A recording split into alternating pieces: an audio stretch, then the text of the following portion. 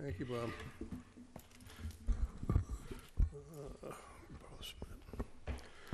Good evening, everybody. Welcome to the Board of Selectmen's meeting of May 1st, 2018. Roll call, please. All 5 selectmen present, as well as town administrator and town council. Okay. Pledge of Allegiance. Mr. Svensson. I pledge allegiance to the flag of the United States of America and to the republic for which it stands, one nation, under God, indivisible, with liberty and justice for all.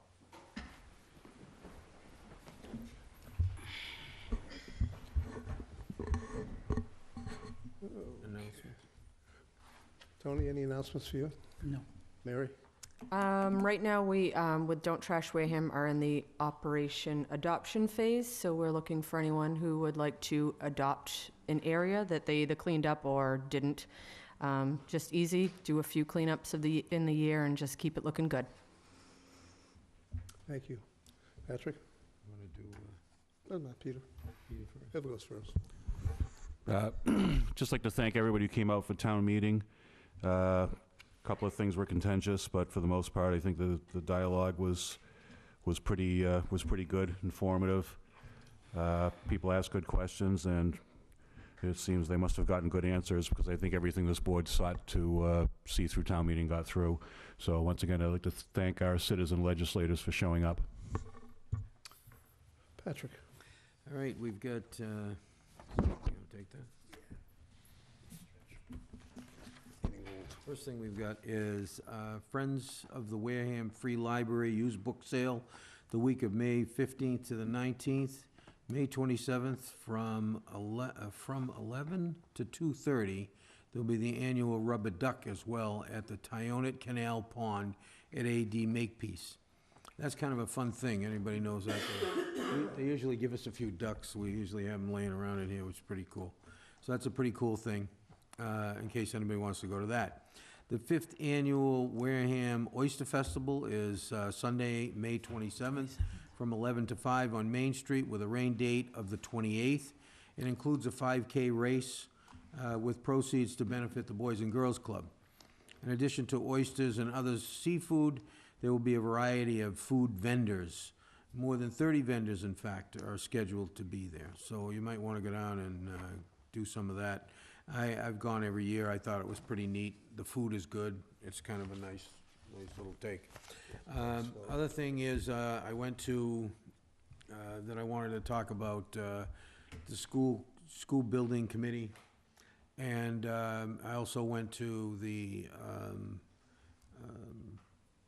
what do you call it, the school board meeting.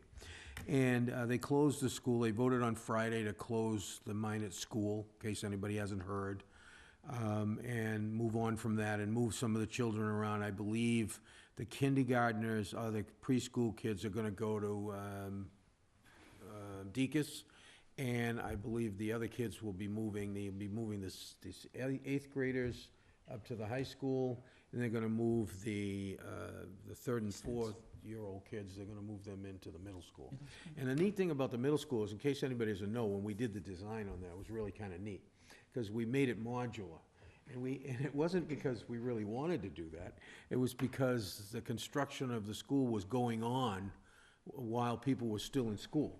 So it kind of ended up being a modular thing, but it works out really well, because they can literally create the Minot inside of the school, which is kind of neat, you know. We also had a couple of issues. The school building people are giving us a little bit of an issue about enrollments, so they're going to be reevaluating that, the enrollments, which is interesting because it's never happened before. Usually once they set the enrollments, which they've already done, that's usually it. But they've heard a lot of stuff in the news, and so they're reevaluating our enrollments. You know, some people see that the high school's enrollment is down, and, you know, the school was designed for a certain many, and they say, oh, geez, well, you got lots of room in that school. Well, you can't really do that, because there tends to be bubbles in any cycle. And so you have a big group of kids here, and then they kind of travel through the school and up, and then they fill that bubble. I mean, once upon a time, we had over 1,100, almost 1,200 kids in the high school because of a bubble. So that was, you know, over the 980 it was designed for. So there's a lot of that stuff going on. But the committee's working hard. There's a lot of stuff. They're still on target to do, to get things together. I have a lot of information I will copy and share with you guys so that you can read through it and stuff. A lot of the numbers and all that. We did make a choice last night about which building we wanted to see. And this one is a 3-story building. It has kind of like a community center / whatever in the middle. There's on the first floor, which is the basic, you know, because it's a terraced area, there's a sort of the pre-K and kindergarten down there. And then there's kind of like 2 wings. So it's in a wing section, you know what I mean? So that you can put them in, and by the way, we decided to go through grade 4, is what they voted for. So that's what you'll be seeing coming out to you. It's a lot to say, and I know people probably don't understand everything about it, but there'll be a lot of information coming out pretty fast here, fast and furious. We didn't get the thing back on the archaeology stuff yet. We're hoping to have gotten it today, in fact. We think we're okay with that because we're using the original footprint, so I think we're gonna be good with that too, so. Other than that, there was a lot of contentious discussion over the school, obviously. People are concerned. It is gonna save us millions of dollars by closing it ahead of time, if in fact we build a new school. If we don't build a new school, that's another story. But if we build a new school, it will literally save us millions of dollars by closing it ahead of time. So that's sort of kind of not the reason why they closed it. It's really a financial issue, but it does lead to helping in the end result. When they can pull the 2 schools together, they can save a lot of money as well. Once they get them all together, they can save a lot of dollars. So it's coming along pretty good. And I guess that's it for me for right now. Thank you. I got some other stuff later, but we'll talk about it later. Okay. You're up, boss. Thanks. May 21st, the Historical Society at 7 p.m. at the Methodist Meeting Hall will have Henry Huddleston Rogers' book called House Stories. We also have coming, I believe it's May 5th, 6 to 8 o'clock, I believe at the auditorium, there'll be a public meeting on FEMA. FEMA, as you know, had some pretty draconian maps and insurance rate increases, et cetera, about a little over 3 years ago, we all were concerned about. Well, it's back on the table again. We got a little reprieve, but it's back. They're going to do a public presentation for the public itself, obviously. The maps will be there. There's been a few changes, not a lot. There'll be the new rates of what they'll be charging, give people an idea what it is. They are going to be able to provide some ways of possibly saving money. So it's important for the public, if you're in a flood zone, to go to the meeting and just see what's going on and see what your actual choices are.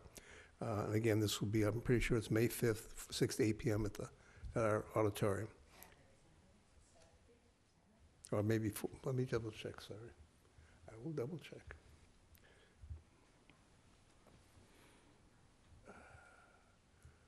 Boom, boom, boom, boom.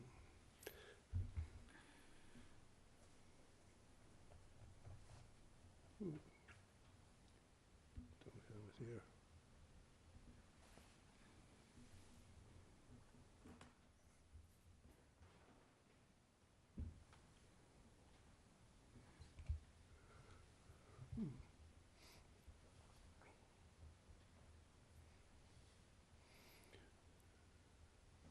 Derek, do you have a list on this? The FEMA presentation that Kemp was putting together with Dave Requena?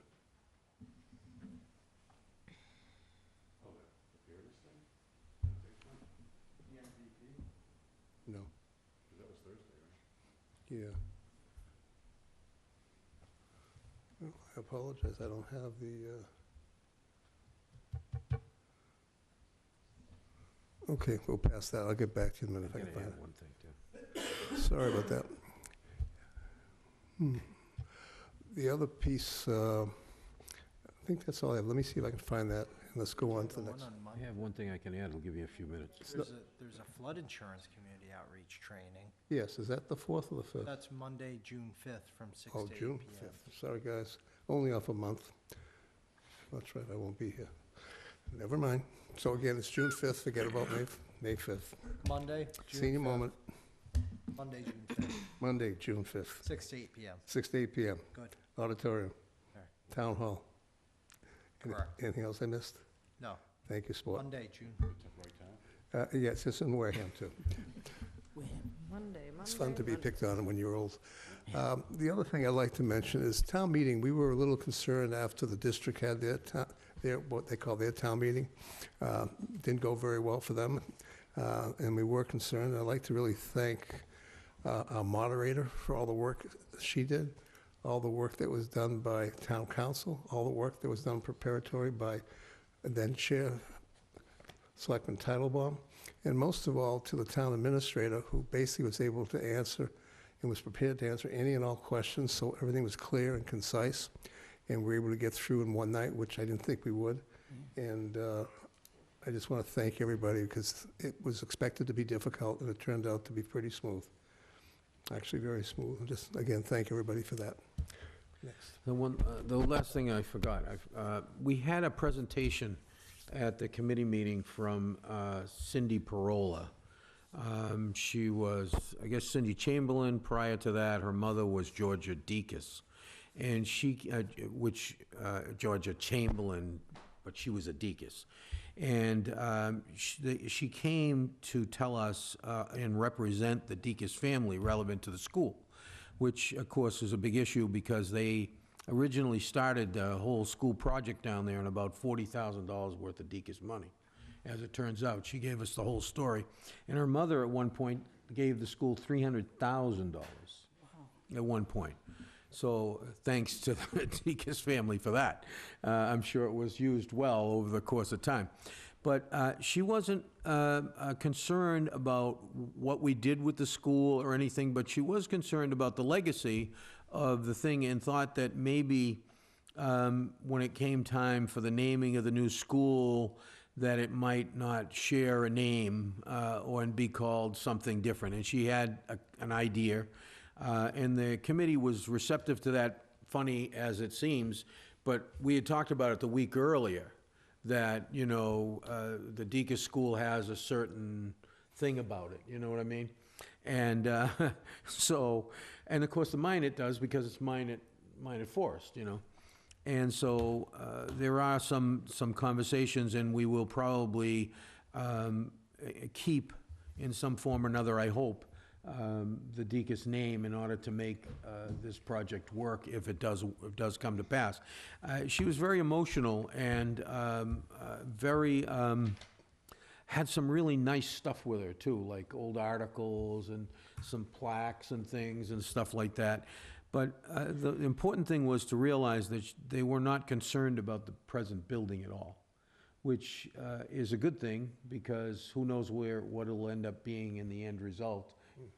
As long as, you know, we do carry the legacy across, which I think is an important thing to do, and I'm going to push to make sure that happens. I think we need to basically take the two names and somehow combine them. Yeah, we have Yeah, to I merge it actually together. brought this up 2 months ago because she had reached out to me, and I think I said even in here that I had heard from the family, and I had suggested to I don't remember if it was when the school building committee was in here or not, but I suggested, you know, the John W. Deaconess School at Minot Forest. I think that's a good one, actually. And we talked, and that was mentioned last night, and she Then you've got mentioned it. two very generous families that are, you know, Exactly. noted in the same name, so something like that, I think. is- Exactly, and I think that that's important, to keep that legacy. You know, Yeah. part of what we are as a community is where we came from, and these things are kind of important. And a lot of the deaconesses are getting old, like she said, long in the tooth, and, you know, things kind of change, and who knows what'll happen and which direction it'll go. But, I mean, they're a big part of this community, and have been, as well as the Minot Forest people. So I think it's a good thing. So anyway, I just wanted her to know that we are concerned about it, and we take seriously what she had to say. We can name the detention room after Mrs. Slavin. All right, it's,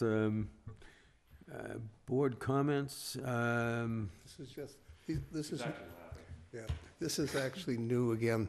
This is just strictly if anybody has anything that the public needs to know about, which is not, just announcements, and that's all it is. Tony? No. Mary? oh, I'm all set. Good, I think we've done board comments already, too. Yes. All right. So I just have one comment to make out there, maybe two. One of them is closing of the minor school for the public. The problem is that we have a couple precincts that vote out of there. We don't have any easy way to take care of that. I did get a notice from Mary Ann, really concerned because nobody bothered to speak to anybody about this when they decided to close the schools. We have coming in September and November ballot questions, which are pretty serious things, and the budget and everything else is limited, as we know, and they really don't have a place to move this to very easily without a lot of expense and, changing everything around. So we're probably going to see, I don't know if we can, but see if there's some way to keep the minor school, at least the gymnasium piece, they're open so it's available to them. What about this location right here? I would have to ask if she can put it together and make it work. All I'm trying to get at is I that think that'd be pretty easy. we could Yeah. use it downstairs, but again, the seniors are downstairs for those breakfasts in the morning and everything. I understand, but I think it would be something worthwhile, and I know that's. Just as long as you come up with something, because nobody talked to her at all I about understand. this. Yeah, but it's, unfortunately, that's what we consider an expense, saving $1.1 million a year. Oh, it's not To that. do that makes all the sense in the world, so, we have relatively good time to get this done. Okay, that's what I'm bringing up now ahead of time. And we all received the email, We all did. yeah. I had to send it to you. The other piece we have coming up, I'm not sure if people remember, but in our charter, we have a wonderful thing. When any year ends at a 9, we have what we call charter review time. So it's coming up soon. So just to let people know out there, if you have interest in being on a charter review committee, start to send your applications in now. And good God is right. That's a German thing, yes. And we will hopefully pick people from all different phases instead of what happened last time around. But please do apply. It's an important piece to do. You'll probably be locked in for about at least 12 months, maybe 18-month time frame, if it's anything like the time before, and it's not a simple deal. Thank you. That's it. No, I want to make sure they understand what the deal is. Yeah. The record is 45 articles, remember that. 45. It's like losing 120 games in baseball. Citizens' comments. Anybody here to speak to the board? Ha ha, come on down. Surprise. Is this a conflict of Surprise, interest of some surprise. kind? Yeah, might be. Oh, it's conflict. I don't know if it's conflict of interest. I just want everybody to know I have no idea what Mrs. Slavin is going to say at any time. Be great. Sandy Slavin, Precinct 3. A reminder, June 12th, the second Tuesday in June at 5 o'clock in the Selectmen's office is the deadline for submitting Community Preservation Act grants. You must own the land or have control of it with a lease. It can be for affordable housing, it can be for recreation, open space, and historic preservation. The grant forms and instructions are on the town website under committees, Community Preservation Commission. Commission, I never get them right. So, second Tuesday in June is the deadline for your grant request. Is that for the next Springtown meeting? No, that's for fall town meeting. Yes, we need the lead time because our articles are due 2 months before town meeting, I think. So, but if it's town property, Mr. Sullivan is the only one that can submit a grant request. You must own the property, so when you consider that. But I'm hoping someone with affordable housing will come forward and give us a grant request. I've reached out to the group Housing Authority to say, please remember, it's second Tuesday in June. Okay? I'm not going to say anything else about the nip bottles at Pizzoli Square. Go ahead. You The just did. garden, I think we got it. the garden club on Sunday cleaned that whole place up. And how many nip bottles did you find a day later? 17, right next to the trash can. yes, right behind the trash can, actually. So, To get That's okay. I got to experience the outflow on Friday. Anybody else? Come on down, Mr. Jepson.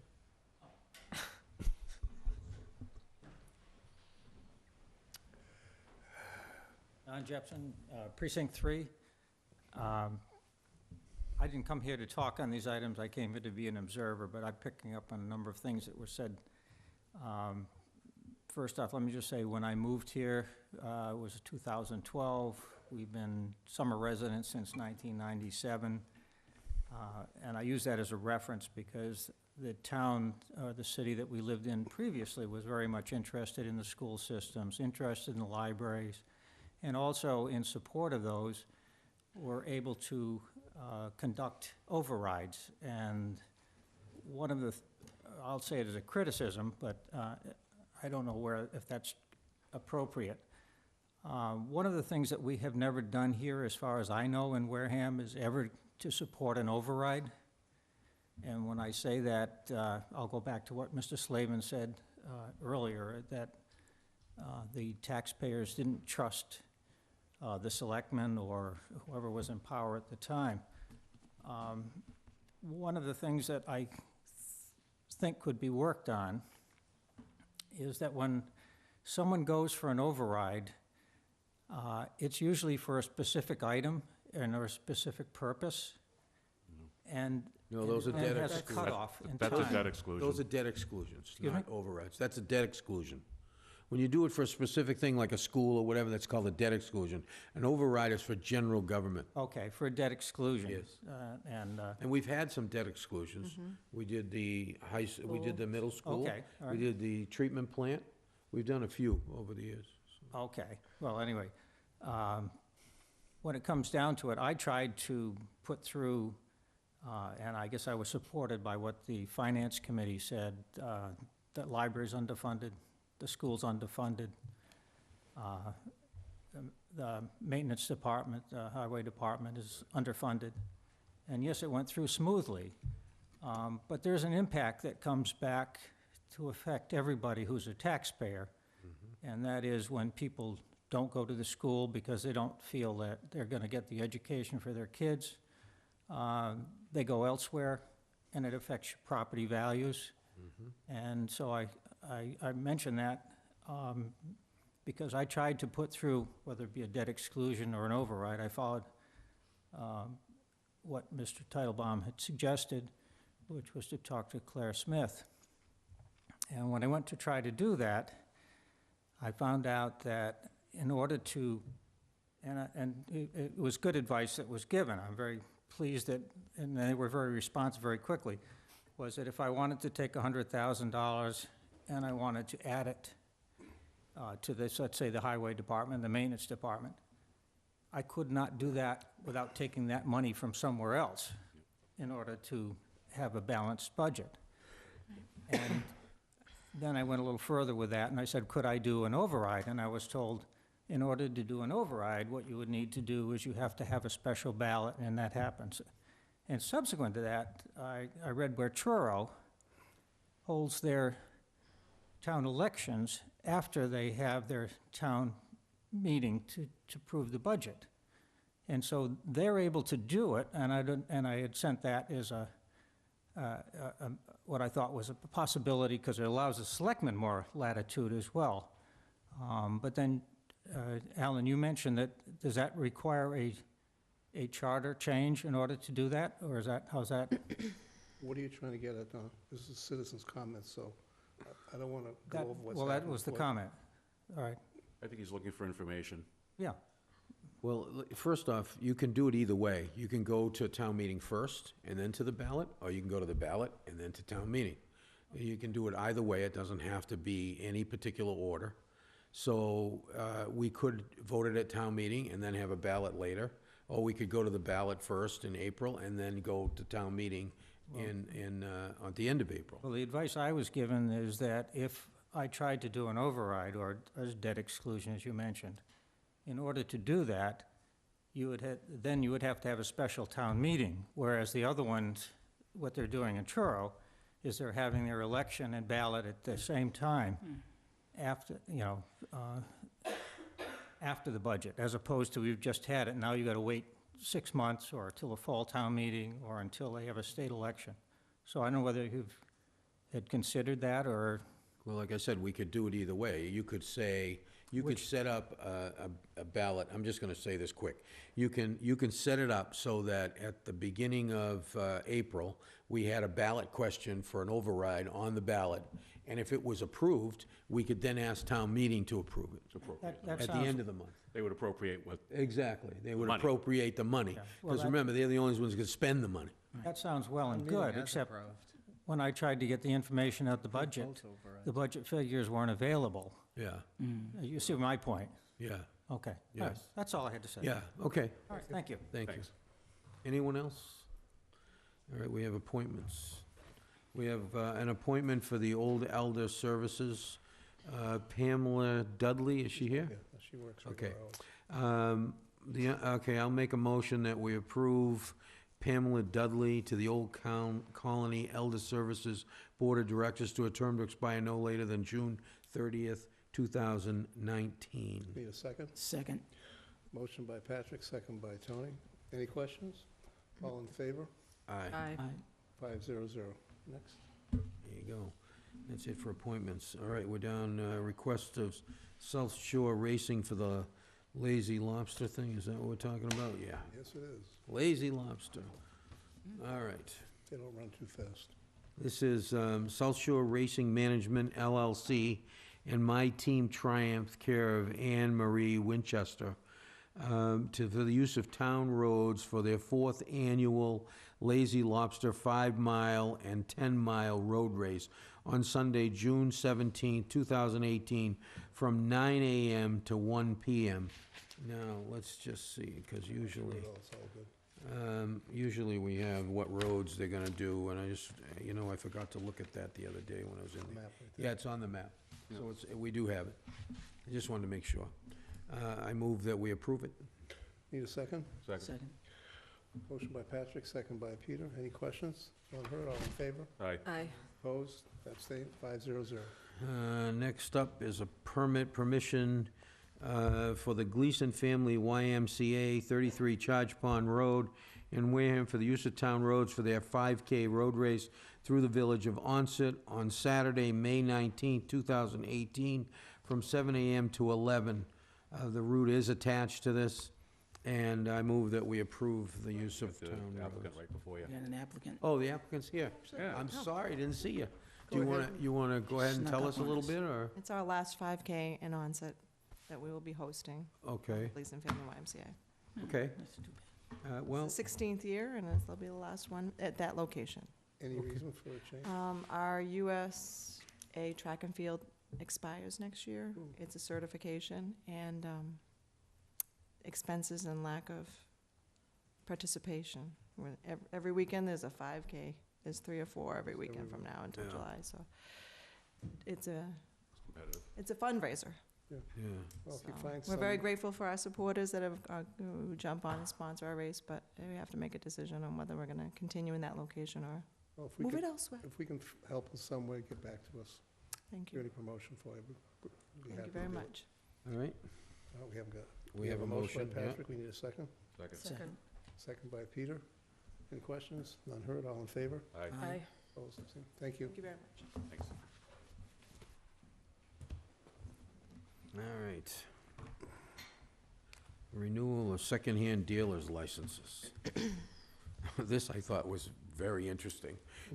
When I went through this file, some of them I was kind of a Enjoyed little that, huh? shocked at. Yeah. I'm gonna hold this one out for a minute. Okay, first, the churches. It seems like, I don't know, it just doesn't seem right. They need a license, but we can't charge them for it. I know, well, the point is, state why? law. But they still need a license. So, it's just kind of silly. All right, So- here we have the Wesley United Methodist Church, 462 Main Street, Wareham. I'm gonna put these together, okay? The Okay. Friends of Wareham, Wareham Free Library, Wareham, Mass., obviously. United Here's one. Used Tire Warehouse, Inc., 4 Thatcher Lane in Wareham. It's the industrial part. Yeah. Salvation Army, 3074 Cranberry Highway, East Wareham. Now, this is sort of a legitimate one when you think about it, right? Ann's Barn, 1 West Boulevard, Onset, Mass. It's right in the corner. And the First Congressional Church of Wareham, 11 Gibbs Ave, Wareham, Mass. I move that we approve them all. Second. Motion by Patrick, second by Peter. Any questions? Nope. None heard, all in favor? Aye. Opposed, abstained, 500. All right, so I held this one out. This one is called the Clam Shack Antiques. I believe this is the place that's in Wareham, headed out of town, on the right-hand side, that has all the buoys and stuff in front of it, right? To Buzzards Bay? Is that, what's the It says address? Buzzards Bay, yeah. Yeah. It's 3249 Cranberry Highway, Buzzards Bay, Mass. I believe it's the one with all the stuff outside. Yeah, I think so. I think so, yeah, I That's think near it the- is. That's near the Byron. And it's the property right, stuff. it's the right address, so that's what it is. Unfortunately, I happened to read the license, and the license says, no articles are to be stored, displayed, or offered outside to describe licensed premises. They actually have to come in and request that. So. We have the discretion to allow that under the bylaw. Well, so but somebody if they needs to don't, have then a it's, conversation with them, yeah, because there's considerable amount of stuff outside that yeah. that We should business. just make a note for Janet to And not that we contact them, want to and do anything away with it, but maybe we ought to Yeah, get they- it so that it's, they've so got to that's ask for it to straight. get it. Well, all right. Bylaw. Why don't we just put that one aside? And we'll Yeah, get there's back there's more next going to be week coming in next week anyway. And just make a note for Janet to Okay. contact them to file, Yeah. finish the other piece of it. No big deal. Yeah, I just thought, when I looked through this file, it was kind of bizarre, actually. That stuff's been out there for at least 20 Guy years. that Yeah. does used tires is kind of like interesting, too. Yeah, Actually, I it's a know. big- It's an I offensive. know, but you That's a know, major- it's like, that's a the major guy sells business. used tires and he's gotta have a used license, doesn't make sense. I think we ought to clean that up one of these days.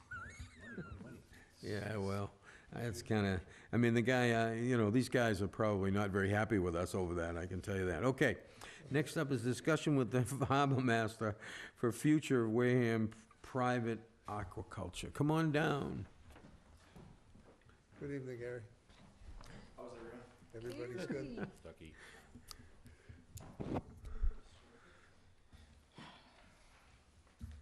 Just wanted to bring this, Done. obviously, to the board. It was in discussion prior to the town meeting, and I know that the article was brought up as well for the notice to abutters regarding that. And like I said at the meeting, I don't disagree with the proponents of the plan. What I would really like to discuss is the opportunity to put a temporary moratorium on aquaculture sites, the private aquaculture sites for now, so we can actually have some time to come up with a solid set of plans for doing out private leases such as this. Some of the towns are all starting to create aquaculture plans. They're coming up with regulations. Our regulations date back to 2006 when the last big regulation we put in was a dollar figure per acre, which a grant holder's required to meet to be able to prove that the grant is active. It's not just being held. It's trying to move the product. So on this end of it, I'd like to see if there's some support from the board to take a few months, a minimum of 6 months, to work with the state. I've spoke with Chris Scalacci of he's in charge of the aquaculture program for the state, and he's willing to commit some time with us, go over the locations, factor in the situations of NIMBY as a big push of this, and they would address areas that they felt would be a good designation for an aquaculture site, and then we can come in with more of a plan on how to disperse acreage. Just to give you a couple ideas, right now we have 70 acres of shellfish grants. About 3 years ago we had 82.61 acres, and prior to that, when I was here, we had just over 100 acres. So we have reduced. We're like I said, we're brushing 69.7 acres total right now in operation. That was with the last one of 2 acres that Mr. Cherilucci was awarded, and he has gone through the process of getting his licenses.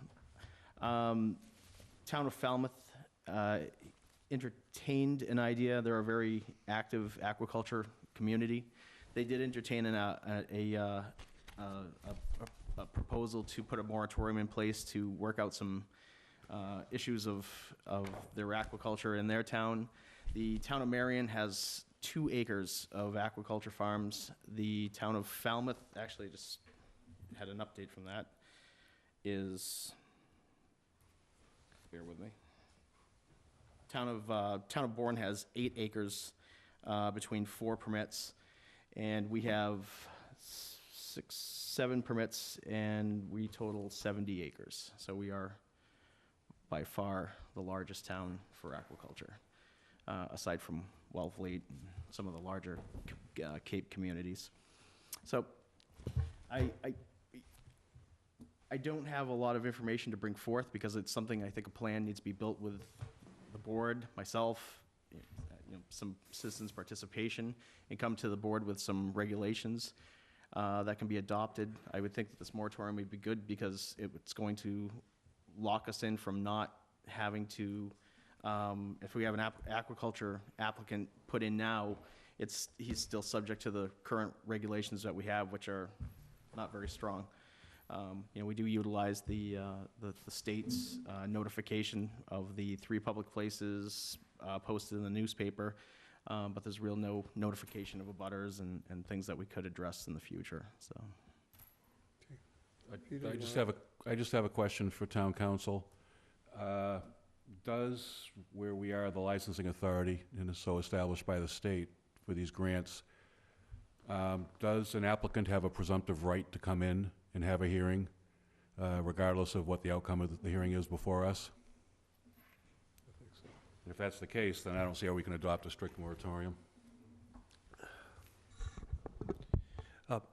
Mr. Chairman, through you to Selectman Titlebaum, I'd recommend that some sort of hearing or some sort of notice be given to anyone who's a current holder of a license.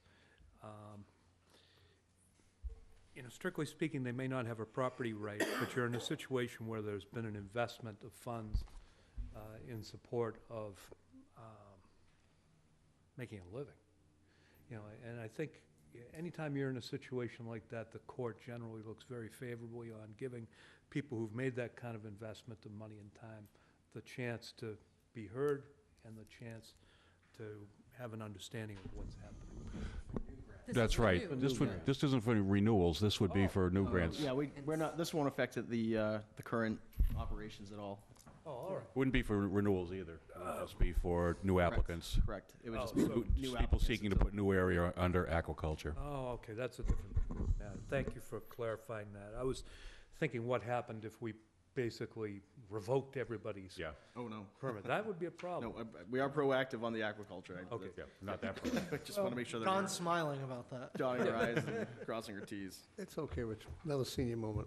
Oh, We're I one know for it. one tonight. And there's only more in store, so we hope. Anyway, Chapter 130, Section 52 gives you the power to regulate the shellfish beds. Now, I'll try not to give a long-winded explanation. And I've already failed, okay? Yeah. See from the left. That's it. That horse left the barn, so just keep rolling. So I'll just keep riding. the horse. Time's up. We're down to yes or no now. Yeah, I know, that was a long explanation. Never mind. But this kind of bears on town meeting a little bit, too. You had that petitioned article that came in that wanted to change the notice. And I certainly understand what the intent was. But I've long felt that had that passed, there was a chance that the Attorney General was going to Throw that out. throw it out.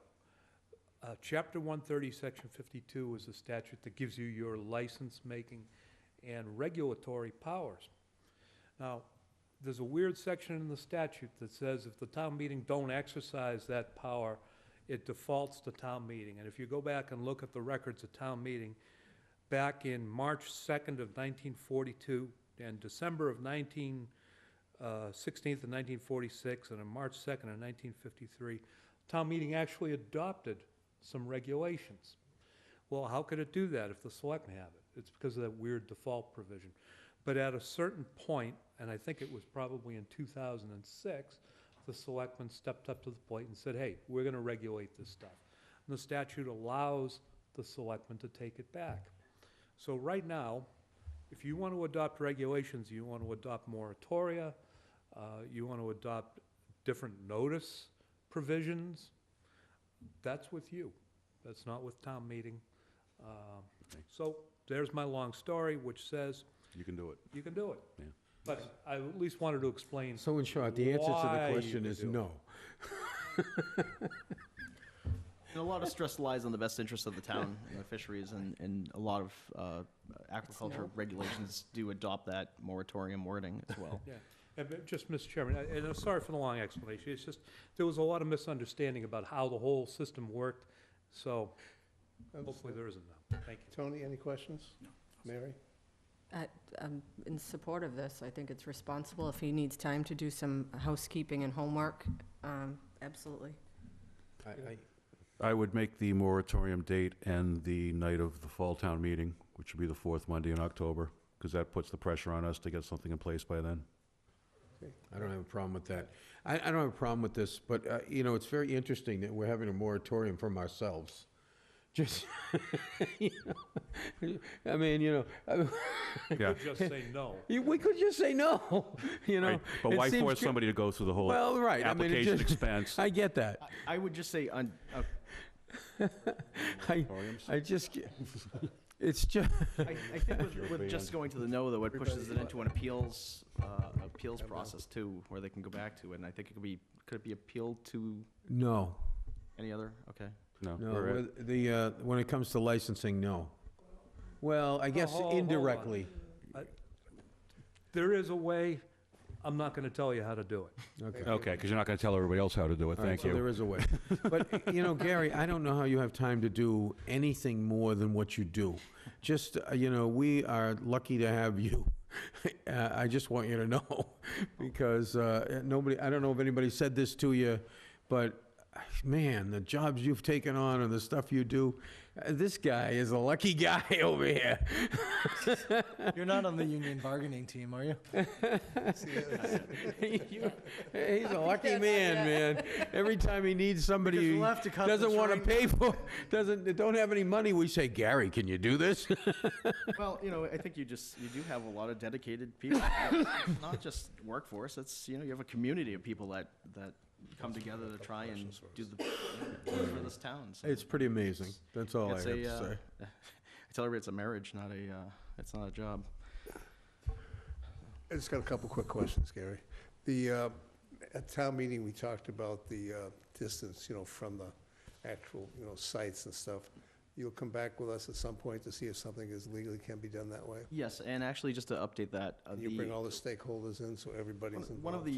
one of the towns that actually did adopt a aquaculture policy was Duxbury, and it's pretty good, and it's strict. I mean, you've got some tough neighbors there too that they don't want to see certain things in their backyard, and they put in a 1,000-foot rule. So, I'd like to really sit down with the state and deal with the resource that was offered to us at no cost. And I've also had reach out from a private firm that does aquaculture plans as well, and they've visited with me a couple times to go over this. So, and that's a mixture of Woods Hole Oceanographic. There's a couple independent biologists, and they've formed this coalition. So. They're interested to come back and talk with us a little bit as well, and try and help us with what we really want to look at for the future on this. I think we should be proactive with aquaculture in our town, and I just want to make sure it's organized. So. My other question is, we have an awful lot of coastline, so don't we sit there with an abnormal amount of available, waterfront properties as far as the water itself, once you get past the property line, for agriculture in general, so we should have a higher content, density versus a lot of other places? Falmouth, Bourne is just as big as we are. Yeah, but do they have as big a coastline? And they have 4 acres. Yeah, but they, you know what they have is they have a lot of sheltered areas. We have a lot of coastline, but it's jagged. We have a lot of areas that are in conditionally approved areas, that closed in the summertime, and they just don't allow that to take place in those areas. So we're stuck with open water, which we are the catcher's mitt of Buzzards Bay. You see how rough it can get. That's a large investment to be anchored out there, and that stuff gets destroyed. I saw it with ours in Onset Harbor in that last storm in October. Five strings of our cages blew across the bay. Luckily, we retrieved everything, but our upwellers were damaged. They're tucked in next to the pier. We had a southeast wind, so we thought there was sheltered, and it still raised havoc with our gear. So I think we have a lot of things we have to look at, and I don't know as though the areas, we have a lot of great open water that could be used, but I think that the deterrent is the conditions. So, Now, the state basically has, a lot of programs available for agriculture, so I'm not even going to ask. I know you're very actively involved with that. for the, For the state programs, Yeah. because the state is pushing, agriculture as a main industry. oh, they're very proactive with this, and they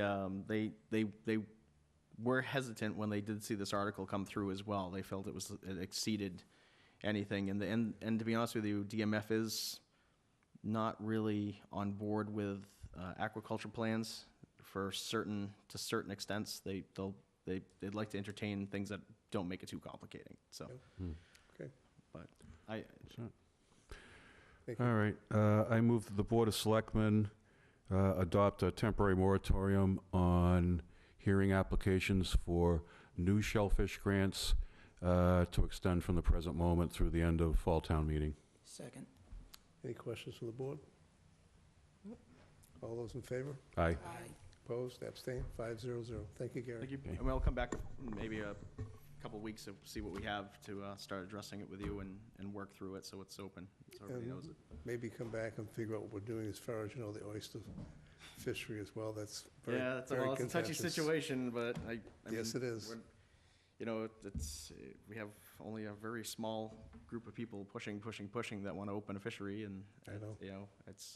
we only have an obligation for sustenance, so we don't have an obligation for commercial. And it's, we still have to look at preserving the natural stock, when oysters are in fact our #1 selling product out of here, and it's because of our aquaculture farms. That's right. And the people that are coming up complaining about this had the opportunity to look into doing this farming. And we've issued 2 aquaculture licenses since this closure of the commercial oyster fishery came up, and neither of them were commercial fishermen. So I understand there's a financial burden that comes with it. It's expensive and it's a risk, but if you like it that much, it's like I said, it's a gamble. It's a business. Yeah, you roll the dice.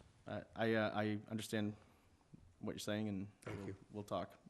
Appreciate Thank it. you very much. Thank you. Thanks, Gary. Have a good night. All right, next, redevelopment authority discussion. Yep. I just put this on the agenda because they were going to be meeting, and Mr. Titlebaum, I believe, is chair now. Yep. And I just asked him if he would just do a quick synopsis of what's going on and Yes. reach out as well. We have the 4 members who are, established on the committee on the redevelopment authority by law, which is 2 selectmen, myself and Mrs. Bruce. We also have the town administrator and the town planner. All 4 of us were sworn in, so we had a quorum to start a meeting. So we had a meeting today. Madam Moderator opened it up, as she usually does with every brand spanking new board, because you don't have a chairman who can set an agenda, and she's the, as far as meetings go, she's the chief official in charge of that. So, they did select the officers today. We heard an interesting rundown from Director Buckland on the assets of the prior CETA, which become the assets of the redevelopment authority. It was roughly, I think it was about 800,000 in change in actual money between community development income, program income that can only be used for the same purposes that community development block grant can be used for. And then there's the non-program income, which is the leases from places like Bay Point and For Recovery when we're getting money from that. We're still, at this point, looking for a determination from the Department of Housing and Community Development how that first $400 grand gets broken down between those two purposes. It could be as much as 120,000, no, as little as 120,000 that we have more or less free reign over, and as much as 240 was the range estimate. But they've done an internal audit in there just to keep track of those monies because they had sort of not been tracked over previous years.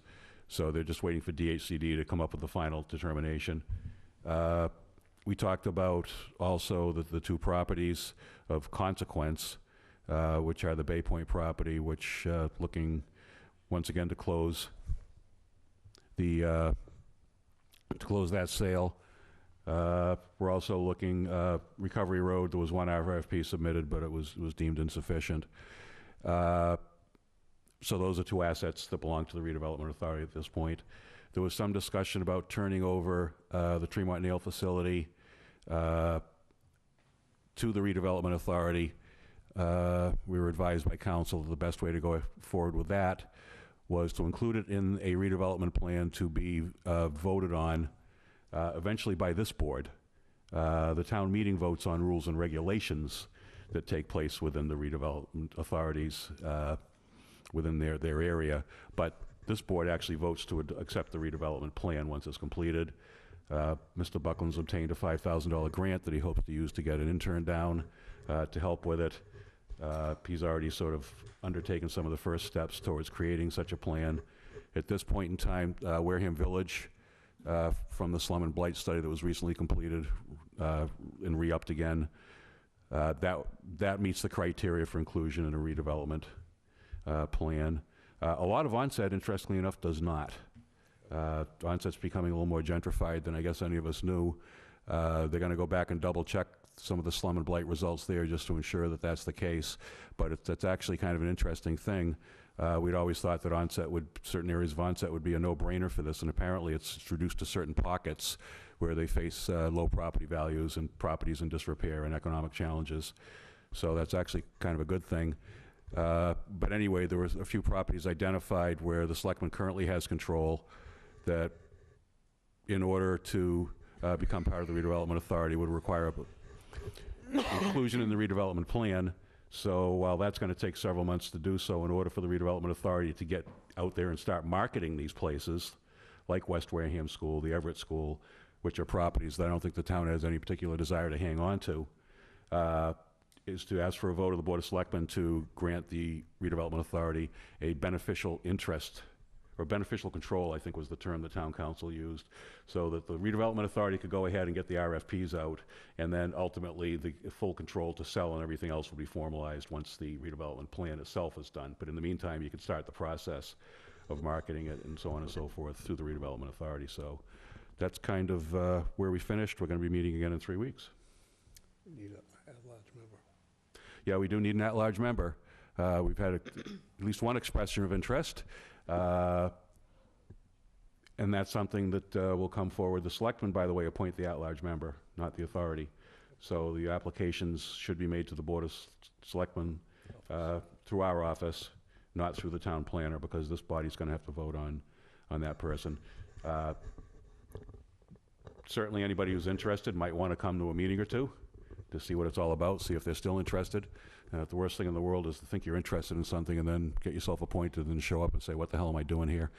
So, especially with something like this, it's going to be very detail-oriented. It's going to be somewhat tedious, and once we start getting into the actual execution of the redevelopment plan, it's going to be pretty contentious too. So, staunch souls only. 22nd of May? Yeah, 22nd of May is our next meeting. It'll be noticed for either 5:30 or 6 o'clock, depending on what this board does that night, over in room 27. So keep your eyes peeled if you're interested. Thank you, Peter. Patrick, next item we've already discussed. Skip C. Yes. Okay. Initial discussion for the charter sorry, review. Well, you want to do C, though. Yeah, we'll do C, but skip D, sorry. Okay. Initial discussion on 2 to 3 year goals for the year. What that is instead of trying like we did the last couple of years, everybody picked, 2 or 3 individuals. the next meeting, I'd like everybody just to put down a couple of things that they would like to see happen, that are something that we can accomplish in a year. Well, something they can work on, too. Yeah, right? but we can sit there and put it together. Instead of having one person, we can have two of us, work on it together, so we don't have a quorum issue. Yeah, careful of the subcommittee thing, though. I know, but I'd like to see something that we know we can do and get done in a year, rather than never really finish anything. I'm going to work on a band of bow ties. Never mind. So I want to make it simple, but it's something that's actually rewarding for the board and for the town. That's it. All right, next up, I move that we authorize Selectman Titlebaum to represent the Board of Selectmen at the Zoning Board of Appeals hearing on Woodland Cove Apartments 40B. Second? Second. Motion by Patrick, second by Tony. Any questions? I asked for this to be on the agenda because last time the chairman of the ZBA asked me to come up on a point, and, I said I could sort of initially comment, but in order to speak for the entire board, I wanted some authority from the board to be able to do that. These hearings are kind of interesting. You think you know exactly what's going on, and then the developer throws a new wrinkle at you. For example, at the last meeting, the developer told us that they wanted to phase the project in a certain way. They wanted to build from the front, start their first phase in the front, and then work to the back. And the chairman of the Zoning Board of Appeals objected and said, well, wait a minute, you're going to be having trucks going by, kids playing and everything else to get to the back when you're building, stages 2 and 3, it's going to be a mess. And they said, oh, but we have to leave the motel up down there so that those people can transition into the units when they're built. And I stuck my hand up and I said, just point of information, the Board of Health adopted a regulation 3 years ago. There are no long-term stays in Wareham hotels any longer, so I don't think the temporary guests there are going to be looking for housing necessarily to go up. So it's not a quid pro quo here. We tear down the motel and we're going to reserve some units for you in the 40B. So, things like that pop up occasionally, and I've got to react to them. So I would just prefer to have the authority of this board behind me when I do that. No questions? Motion Nope. made and seconded. Motion by Patrick, second by Tony. All in favor? Aye. Aye. Opposed? Abstained? 500. Thank you. Okay. Gift. We need to get that exec session together, too. And we also need to have an update on Litigation. litigation for Mary. Yeah. Because she needs to know what's going on as well, so we should plan you work as with soon as you can, I'll ask town council to come up with a a plan. plan and a meeting date that will work for everybody. Okay? Okay. All right. Mr. Bowen? Next is the approval of a grant, actually. It's a gift, from George Worrell of 2 Peter Cooper Drive, Wareham. Excuse me? Jeff Worrell. Oh, Jeff. That's my dyslexia right there, kicking in. I didn't read it twice. Believe it or not, I have dyslexia. I have all my life, and I have to read everything twice. So we have senior moments. So, and because dyslexia. sometimes you miss it the first time, and you read it the second time, you catch the word, and I didn't read it twice. So, all right, so it's a $75 gift to Wareham Animal Gift account. And I'd like to have us vote to accept the gift. Second. Motion by Patrick, second by Peter. Any questions of the board? No. None heard? All in favor? Aye. Aye. Opposed? Abstained? Thank you. Thank you to the Worrell family for the very generous gifts. All right, request from the Garden Club to put up signs. Somebody's got to abstain from this one. Big doings. I don't. Wareham Garden Club is a banner, to place a banner. Let's see, what else are they asking for? This is request to authorize the Garden Club for 2 banners on the Toby Homestead grounds as soon as possible, and our spring plant and bake sale will take place on Saturday, May 19th. We purchased 2 banners so we might angle the banners so traffic will be able to see them. This will be out in the sidewalk area. This will be in front of Toby Homestead? Okay, because we can't give permission to put them on Toby Homestead. Yeah. So, No, it's the bump out. the little bump out, Bump Yeah. out lane. Oh, it serves no other purpose. I move we authorize the placing of the Need a banners. second? second. Motion by Patrick, second by Tony. Any questions? None heard, all in favor? Aye. Opposed, abstained? Any other town business? Tony? 0-1. Tony? No, sir. Mary? No, sir. Nah. Anybody? No? Nah. No other town business? Derek, you didn't have anything, right? Yes, he does. Oh. 24 hour? No. Oh, no. Oh, no, okay, so then you're up. TA report. You're up. The meeting, well, not the meeting before town meeting, but the meeting before that meeting, gentleman had requested some information on the Carver Marion Wareham Use Disposal District, specifically leaves and pot and brush and such as that. The main one people have been concerned about is Benson Brook. The people first need to understand that the Carver Marion Wareham Regional Refuse Disposal District, I'll just call it the CMW after this, a property is only where you see where you're dumping the trash. It's a small little area. Where the brush was and everything in the back, that's Town of Marion property. Everything else is Town of Marion property. And the Town of Marion had allowed people to put brush, leaves, other things back there. And while it shut down there, if anybody's gone back there, there has been some abuse, just some. They're also using that location as they're doing the relining of their sewer plant. So that is shutting down for good. We will not be able to use that anymore. The other location is in Rochester, and that's the one where people were also enjoying dumping horse manure and such. They're going to clean it up. They're also looking at reorganizing that site as well. So there is no time frame to open that up again. There's no time frame. So to alleviate this, obviously, we've been allowing some leaves coming into municipal maintenance.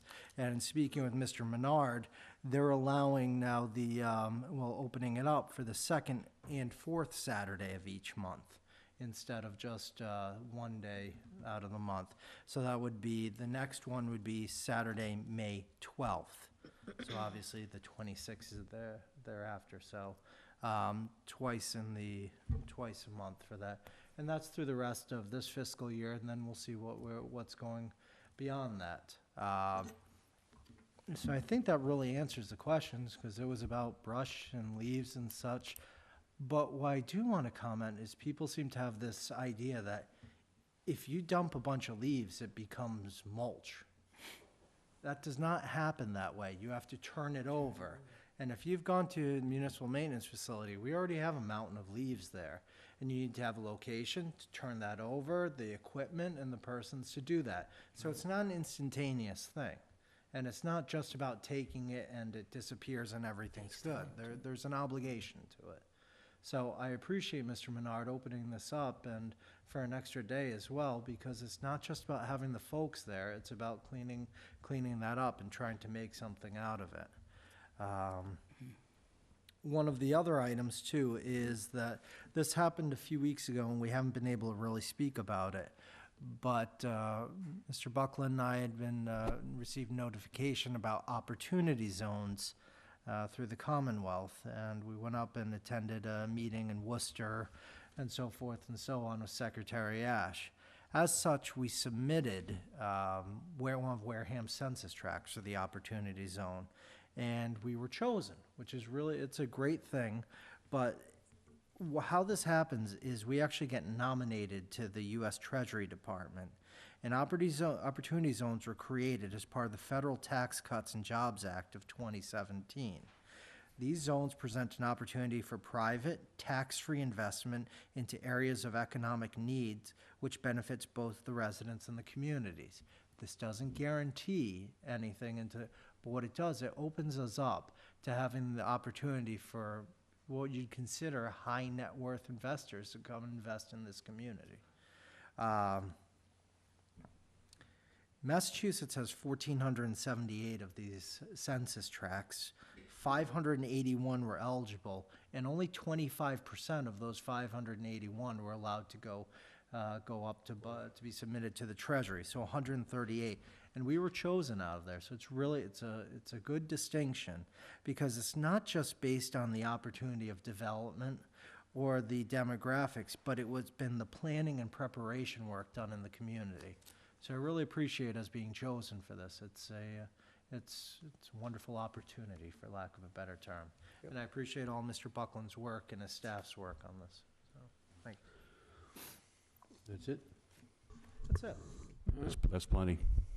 And I do, it's one of the things that I think it was generally mentioned and such, but I do want to go through it. I really appreciate all the work of the department heads and their staff for getting town meeting ready. Absolutely. So it's them that makes it all work, and their tireless hours. So thank them again. Thanks for everyone that came and did vote to go past the hour of 10. That was really, it was very generous. of them I to remember allow when us that never happened. So, Wow, that's just thank you amazing. to everyone and the board as well, the finance committee. Thank you. Liaison reports. Tony? Liaison reports. Harry? Peter? Nothing yet. Patrick? I think I talked enough tonight. Okay. Well, you did the school committee, so. Fairly quiet for me. The Serpent Commission met on Wednesday of this past week. The Bruins game was on Wednesday, the 7th game, if I remember right. So when I got into the meeting, I chaired the meeting, and the deal was that we would be done before 7:15 or else. So we broke a world's record. We actually ran the meeting, get it done in 41 minutes. So they now have a new goal for how quick they can go through a meeting. That's it. That's it.